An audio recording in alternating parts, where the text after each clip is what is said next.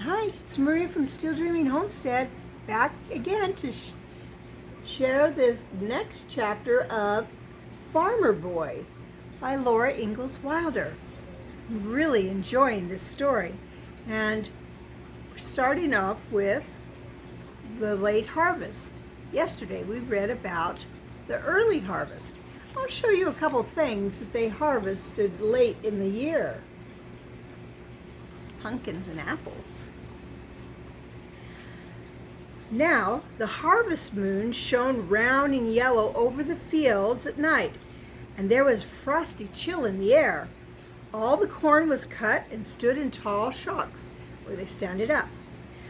The moon cast their black shadows to the ground where the pumpkins lay naked above their withered leaves. Almanzo's milk-fed pumpkin was enormous. He cut it carefully from the vine, but he could not lift it.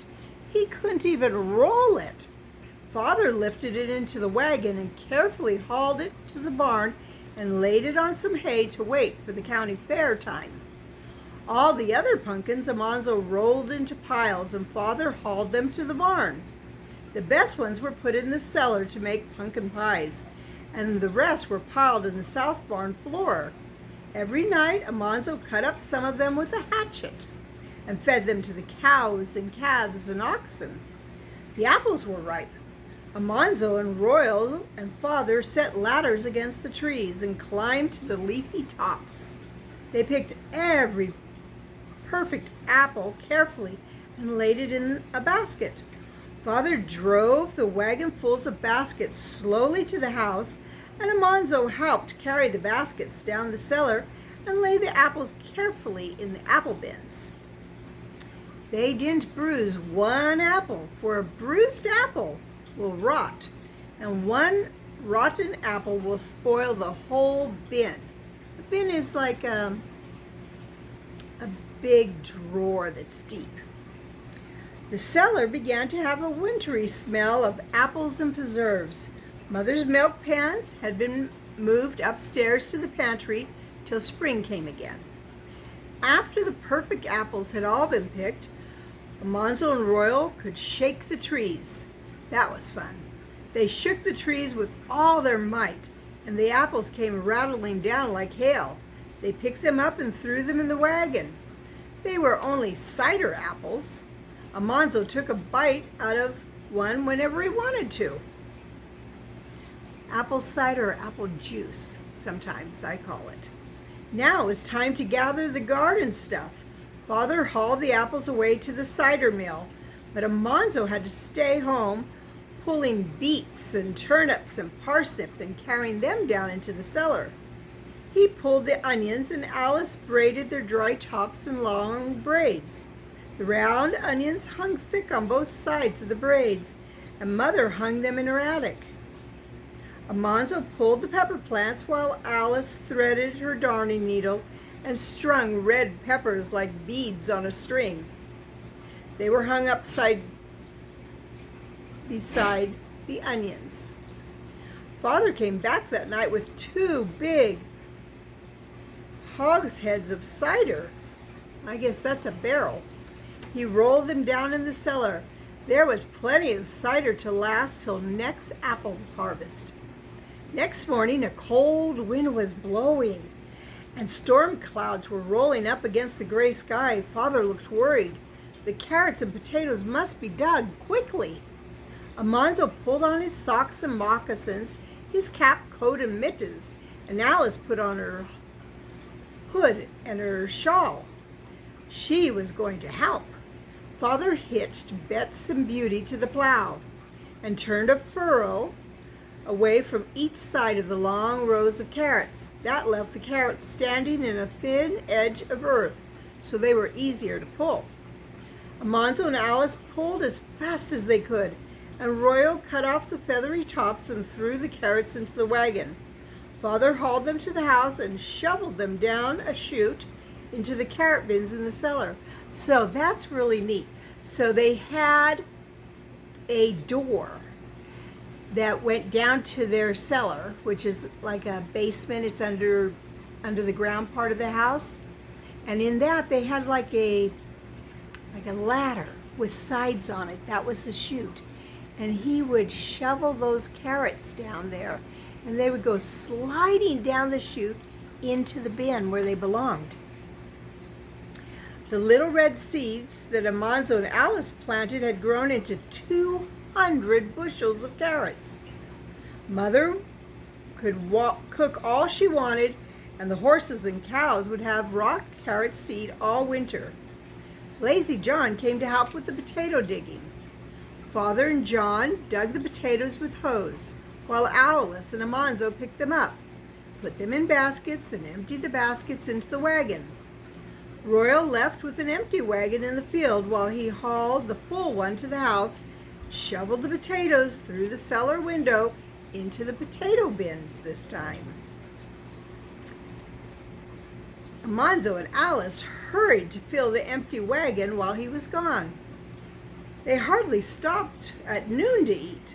They worked at night until it was too dark to see. If they didn't get the potatoes in the cellar before the ground froze, all the year's work in the potato field would be lost. Father would have to buy potatoes. I never saw such weather for this time of year, Father said. Early in the morning, before the sun rose, they were hard at work again. Sun did not rise at all. Thick gray clouds hung low overhead. The ground was cold and the potatoes were cold, and a sharp cold wind blew gritty dust into Amanzo's eyes. He and Alice were sleepy. They tried to hurry, but their fingers were so cold that they fumbled and dropped potatoes. Alice said, "My nose is so cold. We have ear muffs. Why can't we have nose muffs?" Amanzo told Father that they were cold, and Father told him, "Get a hustle on, son. Exercise will keep you warm." They tried, but they were too cold to hustle very fast. The next time Father came digging near them, he said, "Make a bonfire of the dry potato tops, Amanzo. That will warm you." So Amanzo and Alice gathered an enormous pile of potato tops. Father gave Amanzo a match, and he lit the bonfire. The little flame grabbed a dry leaf, then ran eagerly up a stem and crackled and spread and rushed roaring into the air. It seemed to make the whole field feel warmer. For a long time they all worked busily. Whenever Amanzo was too cold, he ran and piled more potato tops on the fire. Alice held out her grubby hands to warm them, and the fire shone on her face like sunshine. Oh, look who came to listen to the story. Hi, Coco. Hi, you want to hear the story? I think he does. I'm hungry, Amanzo said. So be I, said Alice. Must be almost dinner time. Amanzo couldn't tell by the shadows because there was no sunshine. They worked, and still they did not hear the dinner horn. Amanzo was all hollow inside. He said to Alice, "Before we get to the end of this row, we'll hear it." But they didn't. Amanzo decided something must have happened to the horn. He said to Father, "I guess it's dinner time." John laughed at him, and Father said, "It's hardly the middle of the morning, son." Oh, they must have called lunch dinner, and dinner supper. Amanzo went on picking potatoes. Then Father called, "Put a potato in the ashes, Amanzo. That'll take the edge off your appetite." Amanzo put 2 big potatoes in the hot ashes, one for him and one for Alice. He piled hot ashes over them, and he piled more potato tops on top of the fire. He knew he should go back to work, but he stood in the pleasant heat, waiting for the potatoes to bake. He did not feel comfortable in his mind, but he felt warm outside, and he said to himself, "I have to stay here to roast the potatoes." He felt bad because he was letting Alice work all alone, but he thought, "I'm busy roasting a potato for her."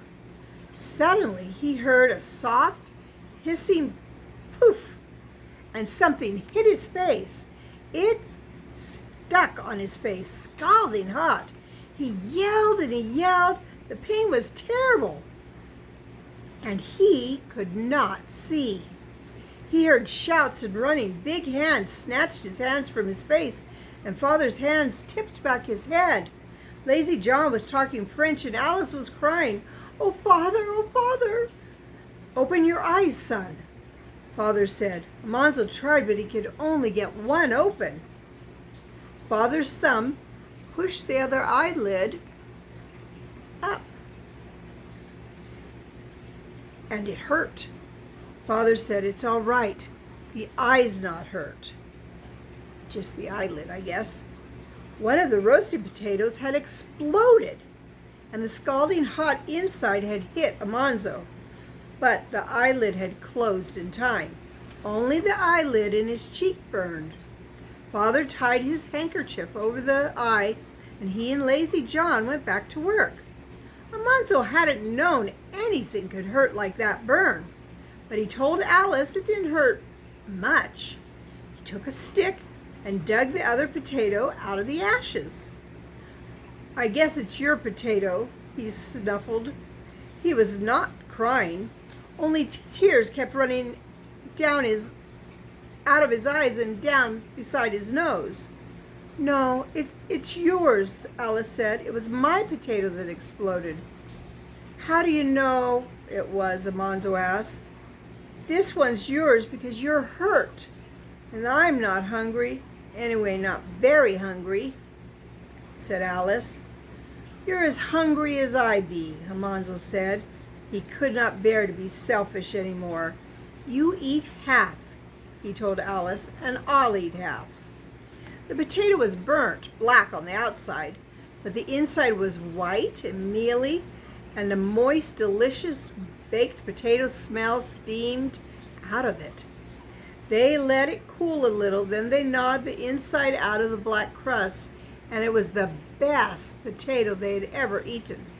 They felt better then, and they went back to work. There they are. It was the best one because they were so hungry. Almanzo's face was blistered and his eye was swelled shut, but Mother put a poultice on it at noon and another at night, and the next day it did not hurt so much.